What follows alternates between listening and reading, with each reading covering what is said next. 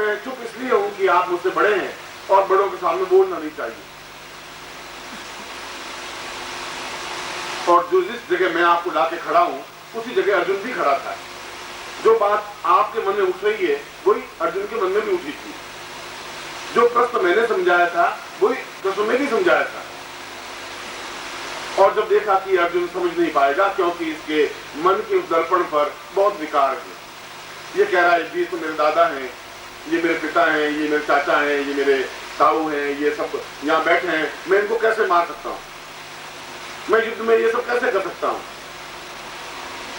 तब कृष्ण स्वयं खड़े हुए और उत्कृष्टतम जागृतत्वम पूर्ण चेतमेव च, खड़े हुए कृष्ण खड़े होकर के अर्जुन को पकड़ा, बालों से बाल से पकड़ के ठोकर लगाई और ठोकर लगाते ही उसके अंदर एक ब्रह्मांड चेतना पैदा हुई, एक देखने की ज्योति पैदा हुई, अंदर का सारा रास्ता खुला, स्पष्ट हुआ और उसने देखा कि वही कृष्ण अपने आप में पूर्ण ब्रह्मांड स्वरूप है।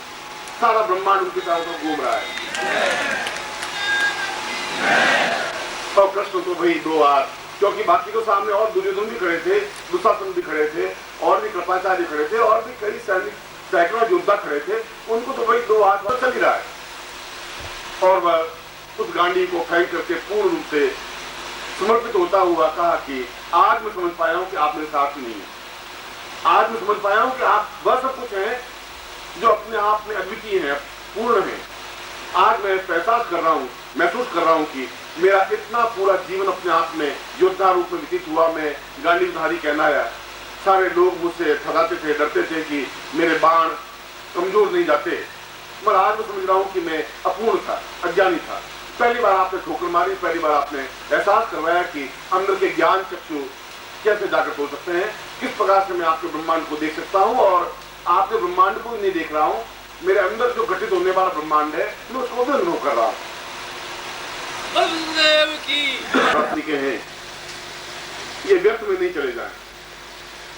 ऐसा नहीं हो जैसे आप आए वैसा ही शीशा आपके पास लेकर के वापस घर नहीं चले जाए। दे पाऊंगा। जरूरत तो यह है कि आपके बालों को पकड़ूं, और जरूरत यह है कि ये जो संसार का महायुद्ध जो आपके सामने महाभारत चल रहा है, जिसमें आप लड़ रहे अकारण, कुछ पता नहीं पड़ा किसको तीर मार रहे हैं। कभी पत्नी पे गालियां दे रहे हैं, कभी अफसर को गालियां दे रहे हैं, कभी अपने आप को झल्ला रहे हैं, कभी बर्तन पटक रहे हैं, कभी बाल नोच रहे हैं और चले जा रहे हैं। तो फिर भी आपको विश्वास नहीं है कि महाभारत का युद्ध आप जीत पाएंगे। पता ही नहीं, क्योंकि आपके सारथी के रूप में कृष्ण बैठा हुआ भी है तो आप पहचान नहीं पा रहे। और यदि अर्जुन प्रश्न करता ही नहीं कि आप कौन है, कैसे मैं कैसे ब्रह्मांड को देखूं, आपको अपने आप में घटित होने वाले ब्रह्मांड को कैसे अनुभव करूं, कैसे उस सारे पूरे ब्रह्मांड को, और जब पूरे ब्रह्मांड है तो फिर वहां कि हर बार कृष्ण पैदा नहीं होते, हर बार अर्जुन को ठोकर नहीं मारी जाती। अर्जुन के पुत्र और भी तो हुए होंगे, उनको ठोकर मारने वाला कोई पैदा नहीं हुआ। परीक्षित पैदा हुए तो उनको कोई ठोकर मारने वाला पैदा नहीं हुए। ये संयोग है कि महाभारत का युद्ध हो, हम महाभारत युद्ध में जूझ रहे हो, रथ पे भागे जा रहे हो, पता नहीं रथ कहां जाएगा, मन में बड़ी आशंकाएं हैं कि युद्ध में विजित होंगे, कब विजित होंगे, कहां मरेंगे, किस प्रकार। मैंने तो आपके सामने आप महाभारत युद्ध में किस जगह खड़े हैं वहां पर आपको पहचान दिला दी है कि आप कौन है, कहां खड़े, गड़बड़ी कहां है और आपकी समस्या क्या है। और जब तक आप अर्जुन की तरफ प्रश्न नहीं करेंगे, जब तक तैयार नहीं होंगे ठोकर मारने के लिए, तो कृष्ण बेचारा ठोकर मार भी नहीं सकेगा, क्योंकि आप राजपुत्र हैं। कृष्ण तो ठीक है, आपको बता दिया कि तुम अगर कुछ नहीं करोगे तो ये जीवन बीत जाएगा। मैं बार बार तुम्हें ये कहता हूं। और यदि कुछ क्षण, कुछ समय, कुछ वर्ष और बीत गए तो आपके पास उन 36 संवेगों के साथ एक 37वां संवेग और जुड़ जाएगा, जिसको पछतावा कहते हैं। उस पछतावा का अलावा कुछ नहीं रहेगा कि हमने समय पर पहचाना नहीं, सावधान नहीं हुए, हमने अनुभव नहीं किया, हम केवल स्वार्थ में लिप्त रह गए और केवल उस टेंट में जो 2-4 रुपए थे, जो कुछ हमारे पास पूंजी थी, जो कुछ हमारा चिंतन था, जो कुछ हमारा भ्रम था, जो कुछ संदेह था, उसको लिए हुए, गठड़ी को लिए हुए वापिस आप अपने घर पहुंच गए। और मैं ऐसा नहीं चाहता हूं। मैं चाहता हूं कि इस जीवन का प्रत्येक क्षण आपका इस 7 दिनों में बस सब कुछ आप प्राप्त कर सके, जो मैं सब कुछ आपको दे सकूं।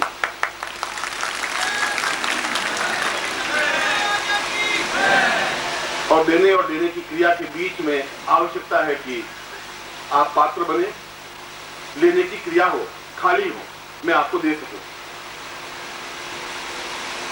यह पहला दिन यहाँ पर ऐसा नहीं लगता, किसी मकान में जाते हैं, किसी शहर में जाते हैं तो बड़ा बुझा बुझा सा महसूस होता है। कई जगह गया हूँ, कोई बिलाई का ठेका नहीं है।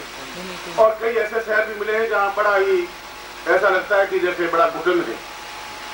मैं दिल्ली में रहता भी हूँ, और दिल्ली में अक्सर ऐसा घुटन सी महसूस होती है कि भागे यहाँ तो कुछ है ही नहीं, जीवन नहीं है। हालांकि वहाँ घर है, यहाँ परिवार है, शिष्य है, स्वजन है, बंधु है, और इस बिलाई जैसे 25 शहर उसको बसे हुए हैं, मगर घुटन है। बिलाई में आने पर ऐसा लगा कि जैसे ये सारा परिवार है, स्वच्छता है, पवित्रता है, निर्दिष्ट है, और शायद इस बार ये चेत जाए। पिछली बार भी सोचा था शायद चेत जाए, उससे पिछली बार भी जीता था, और इससे 20वें शिविर में पहले जब आपने तब भी कहा था आपको, और शायद अगले जीवन में फिर कहेंगे कि भाई तुम चेतना है, तुम्हें कुछ करना है। हो सकता है कि आप नहीं समझ सकें, हो सकता है आप समझ करके भी नहीं समझने की क्रिया करें, मगर मैं आपके बीच में हूं, एक गुरु रूप में भी, एक आत्मीय रूप में भी, एक पारिवारिक स्वजन के रूप में भी, एक ईश्वर के रूप में भी, और आपके सहयोगी के रूप में। तो जिस रूप में भी आप लोग मुझे याद करेंगे, मैं उस रूप में आपके साथ हूँ। इसीलिए इस जगन्नाथ शिविर का प्रारंभ जब मैंने किया था तो उस श्लोक से प्रारंभ किया था कि हम उस समस्त ब्रह्मांड में जहां ये शक्ति निहित है, जिसको विज्ञान ईथर कहते हैं, हमने उनको शक्ति कहा है। मैं बोल रहा हूं और जो ही मैं आवाज समाप्त करता हूं वो अक्षर बोला, और इतने सेकंड में तो वह पूरे ब्रह्मांड, पूरे संसार के 3 चक्कर लगा चुका है। ईश्वर इतनी तेजी से पूरे ब्रह्मांड में घूमता रहता है। जब पूरे ब्रह्मांड में घूमता है तो फिर मेरा प अक्षर या जो मैं शब्द बोला हूं वो अमेरिका में सुना जाएगा, वो इंद्रलोक में सुना जाएगा, रुद्रलोक में सुना जाएगा, पूरे संसार में सुना जाएगा। ये हमारी उसके बीच में कड़ी है जिसको तुम समझ नहीं पा रहे हो कि वो आवाज में पहुंचाता हूं तो क्या उनकी आवाज सुन सकते हैं। अगर जगदम्बा की आवाज है तो हम सुन सकते हैं। यदि उस ईथर और आपकी शक्ति के बीच में संबंध बने, अगर मेरा संबंध मेरे शक्ति के बीच में, जगदम्बा के बीच में है, तो मैं बोलूंगा तो जरूर सुनेगी, क्योंकि उस श्लोक का तीसरा पंक्ति यही थी कि जिस प्रकार से मां अपने कुपुत्र और सुपुत्र को बिल्कुल प्रेम और वात्सल्य के साथ अपने आंचल से लगा करके और पूरा स्नेह प्रदान करती ही है, कर ही रही है।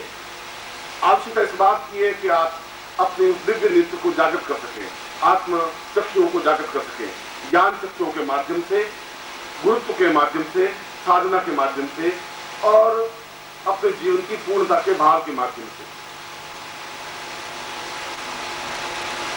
इसलिए यह शिविर आप लोगों के लिए ज्यादा सौभाग्यशाली है, और मैं ज्यादा सौभाग्यशाली इसलिए कह रहा हूं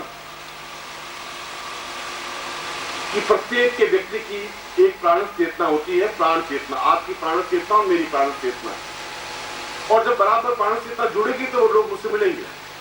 हर व्यक्ति नहीं मिल सकता, उस मकान में रहे वो व्यक्ति मुझसे नहीं मिलेगा, क्योंकि मेरी प्राण चेतना उससे जुड़ ही नहीं सकती। सिगरेट पीने वाला मुझसे मिलेगा ही नहीं, आएगा ही नहीं पास में, क्योंकि उसकी प्राण चेतना अलग है, मेरी प्राण चेतना अलग है। मैं घूमूं भी तो मेरी बीड़ी वाला मेरे पास नहीं आएगा, मैं सिगरेट वाले के पास तुरंत पहुंच जाएगा। शराबी को तुरंत मालूम पड़ जाएगा ये शराबी है, उसका कहना कि यहाँ पौवा कहाँ मिलेगा, वो दूसरी जगह जाओ तो पौवा जरूर मिलेगा, उसको मालूम है। वो मेरे पास आएगा नहीं तो मालूम है, इसको मालूम है ही नहीं। चाहे पैंट पहना हो, चाहे धोती पहना हो, चाहे कुर्ता पहना हो, प्राण चेतना नहीं जुड़ पाएगी।